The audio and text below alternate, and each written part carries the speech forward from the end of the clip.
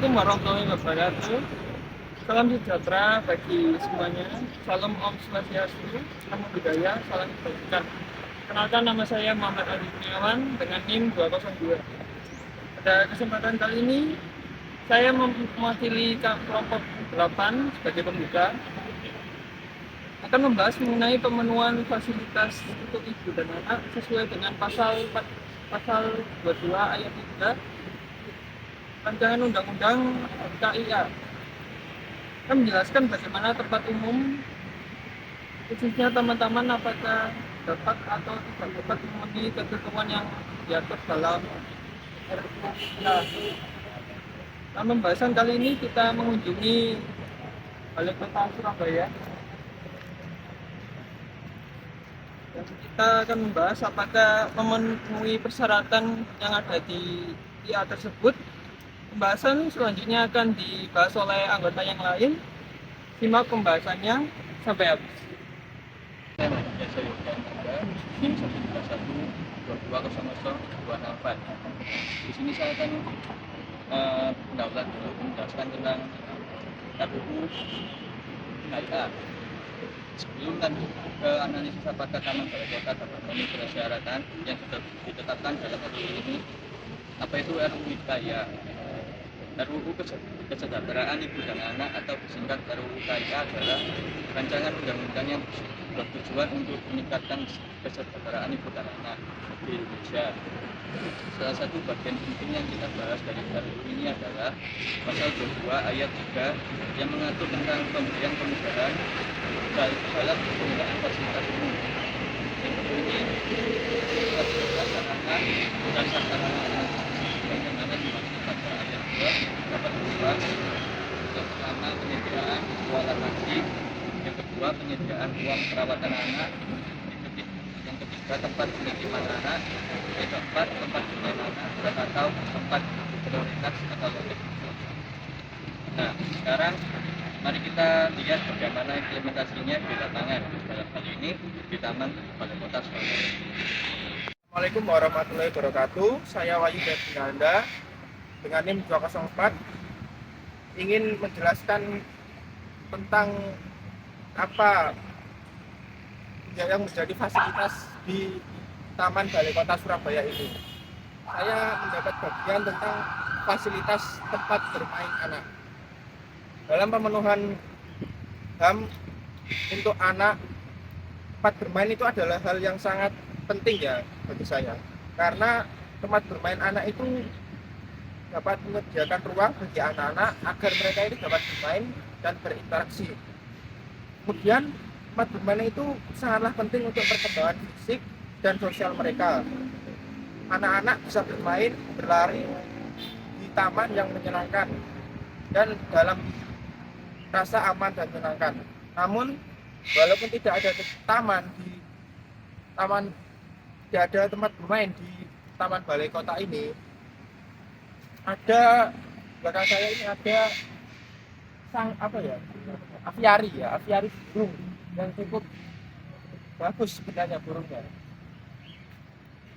Bagi saya ini mungkin sudah bisa memenuhi itu ya, untuk berinteraksi anak-anak, karena burung ini dapat menjadi edukasi untuk anak-anak agar mereka itu bisa tahu jenis-jenis burung yang ada di Indonesia ini. Kemudian di sebelah timur itu di sana juga ada air mancur yang kadang biasanya itu dipakai untuk tempat bermain anak, seperti mereka bermain air, bermain pancuran setiap sore ataupun pagi hari.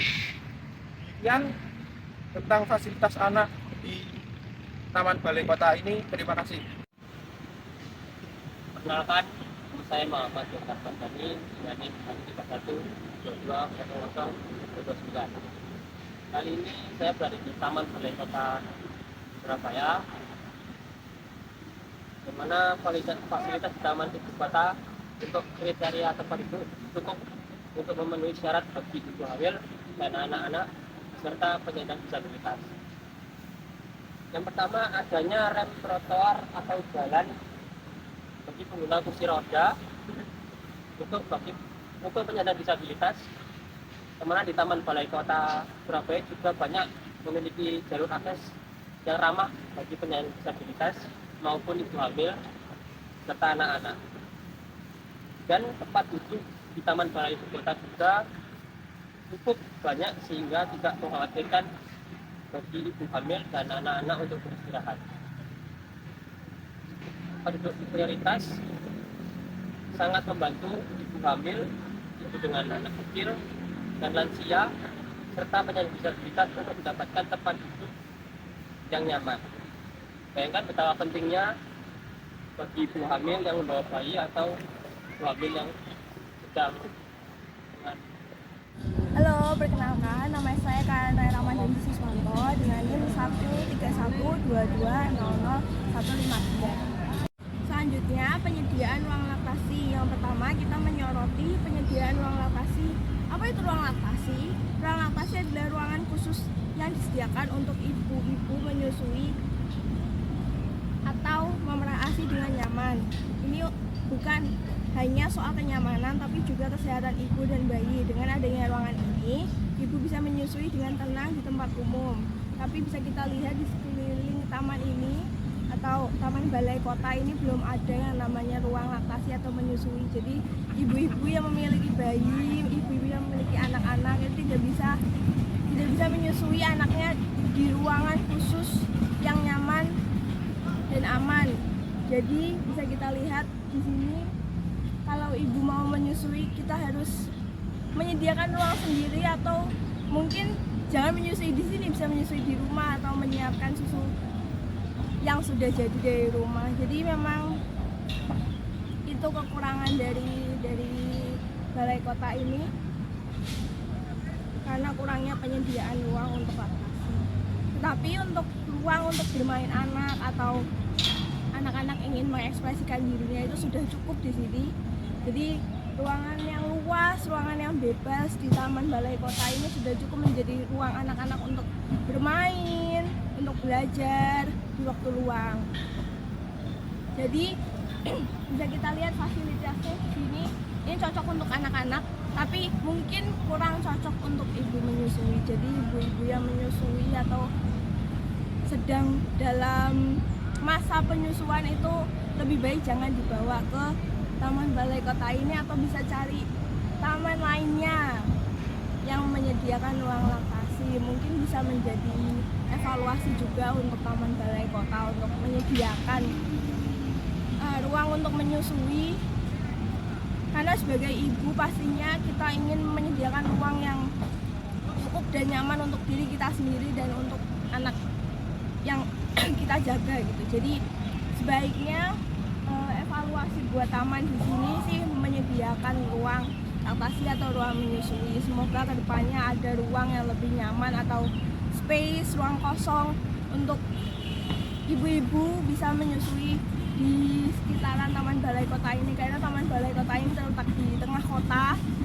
Jadi pasti menjadi destinasi wisata atau kunjungan yang pas buat orang-orang sekitaran Surabaya ini untuk kesini. Banyak event juga yang ada di sini. Jadi menurut saya pribadi dan menurut kelompok saya, ini menjadi suatu evaluasi. Perkenalkan, nama saya Maharani Aziandra Nastia Putri dengan NIM 13-12-20-0133. Selanjutnya kita akan menyinggung tentang tempat penitipan anak atau TPA adalah pelayanan pendidikan non formal yang berfungsi sebagai pengganti sementara peran orang tua dalam mengasuh, merawat dan melindungi anak. Apa sih gunanya TPA itu di Taman Kota Surabaya ini? Sebagai pengganti sementara peran orang tua terhadap anak. TPA memberikan pendidikan dan mengasuh yang optimal bagi anak sehingga mereka dapat bertumbuh dan berkembang secara optimal. Namun menurut saya sendiri, saya pribadi dan kelompok, TPA itu tidak begitu penting ya di taman ini. Kenapa? Soalnya kan kita nyaman sendiri untuk family time, dan pasti anak-anak sendiri akan bermain dengan keluarganya. Jadi buat apa dititipin ke TPA gitu loh. Selanjutnya sendiri menurut saya dan kelompok di Taman Kota Balai Kota Surabaya ini tidak begitu banyak tempat sampah ya, jadinya agak susah membuang sampah gitu. Fasilitas yang lain juga menurut saya tidak baik, cuma tempat sampahnya tolong dibanyakin lagi ya. Terima kasih. Kesimpulan dari pembahasan yang telah dibahas oleh anggota sebelumnya, bahwa pasal 22 ayat 3 RUU PIA ini yang mengatur penyediaan fasilitas yang sangat penting untuk kesejahteraan ibu dan anak. Taman Balai Kota Surabaya ini sudah menunjukkan upaya yang baik dalam menyediakan beberapa fasilitas. Meski begitu, masih ada ruang untuk perbaikan dan peningkatan fasilitas seperti belum adanya tempat penitipan anak atau penyediaan ruang laktasi, maupun sektor swasta untuk memperhatikan penyediaan fasilitas ini.